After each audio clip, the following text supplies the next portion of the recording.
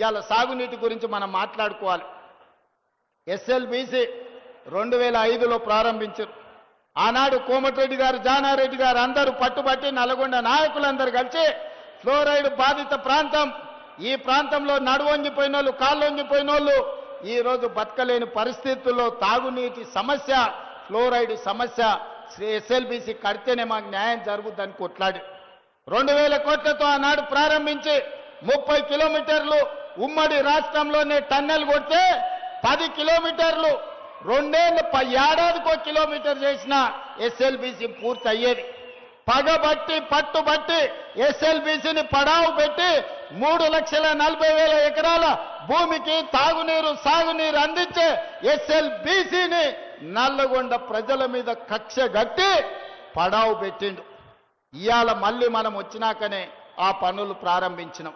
దాంట్లో ప్రమాదవశాత్తు ఒక 8 మంది చచ్చిపోతే మామ అల్లులు పైశాచిక ఆనందం డాన్సులు చేస్తారు. అమ్మయ్య చచ్చిపోయింది, ఇంకా ఎట్లన్నా ఎస్ఎల్బీసీ ఆగుతుందని.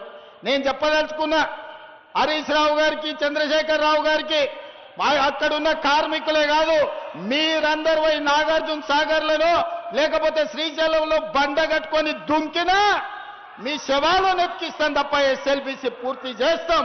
ఎస్ఎల్బీసీ కాదు, ఈ ప్రాంతానికి రావాల్సిన డిండి ప్రాజెక్టు ఆనాడు మంజూరైతే ఈనాటి వరకు పడావు పెట్టారు.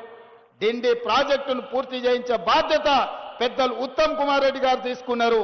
మీ ప్రాంతానికి ఎస్ఎల్బీసీ డిండి ప్రాజెక్టులను ఈ హయాంలోనే పూర్తి చేసి మళ్ళీసారి 1,00,000 మెజార్టీతోని దేవరకొండలో కాంగ్రెస్ పార్టీని గెలిపించేటట్టు మీ అభివృద్ధి పనులు చేస్తాం. ఇవాళ పెళ్లిపాక కావచ్చు, చాలా రిజర్వాయర్లు మా పెద్దలు ఉత్తమ్ కుమార్ రెడ్డి గారు లిస్ట్ ఇచ్చారు.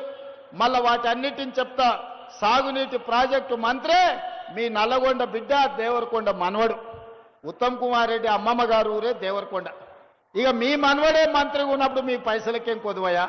మీ పైసలు, మీ బిల్లులు నీళ్లు వారినట్టు నిధులు వారిచ్చి దేవరకొండ ప్రాంతాన్ని అభివృద్ధి చేయించే బాధ్యత మేమందరం తీసుకుంటాం. పెద్దలు సుఖేందర్ రెడ్డి గారు ఈ ప్రాంతం వాడు, ఈడు ఒకప్పుడు జడ్పీటీసీగా పనిచేసిండు. జయపాల్ రెడ్డి గారికి బంధువు నాతో పాటు. జయపాల్ రెడ్డి గారు ఇక్కడ చదువుకొని దేవరకొండ గవర్నమెంట్ బడి నుంచి ఉత్తమ పార్లమెంటేరియన్ ఢిల్లీ వరకు ఎదిగి మీ పేరు ప్రఖ్యాతులు తెలంగాణ ప్రాంతానికి గొప్ప చరిత్ర సృష్టించండు. మరి ఆయన గౌరవార్థంగా ఆయన చదువుకున్న స్కూల్, పాఠశాల, కళాశాల వరకు ఎన్ని నిధులు కావాలనో బాలు నాయక్ 5 కోట్లు అన్నాడు. 5 కాదు 6 కోట్ల రూపాయలు ఇస్తా జైపాల్ రెడ్డి గారు చదువు చెప్పిన దేవరకొండకు చదువుకోవడానికి అవసరమైన నిధులు ఇచ్చే బాధ్యత నాది, సుఖేందర్ రెడ్డి గారితో నేను ఈ సందర్భంగా తెలియజేస్తున్నా.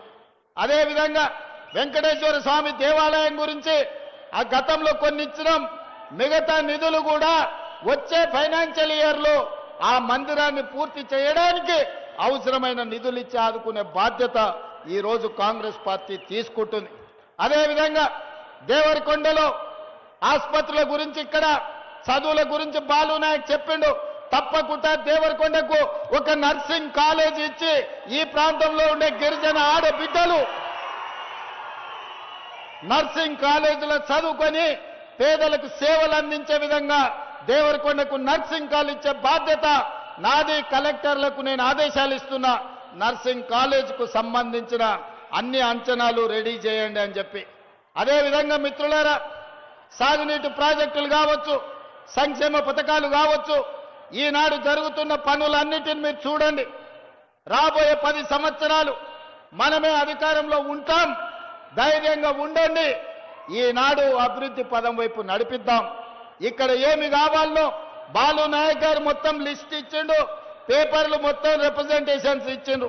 ముఖ్యమంత్రి వస్తున్నాడంటే కొండంత ఆశతోని బాలు నాయక్ ఇవన్నీ అంచనాలు చేపించిండు. ఇవన్నీ చదివితే చీకటి పడుతుంది. ఇవన్నీ మీ జిల్లా ఇన్ఛార్జ్ మినిస్టర్ అడ్లూరు లక్ష్మణ్ గారిని దేవరకొండకి పంపిస్తా. అదేవిధంగా రోడ్ల గురించి బాలు నాయక్ బాధపడ్డాడు.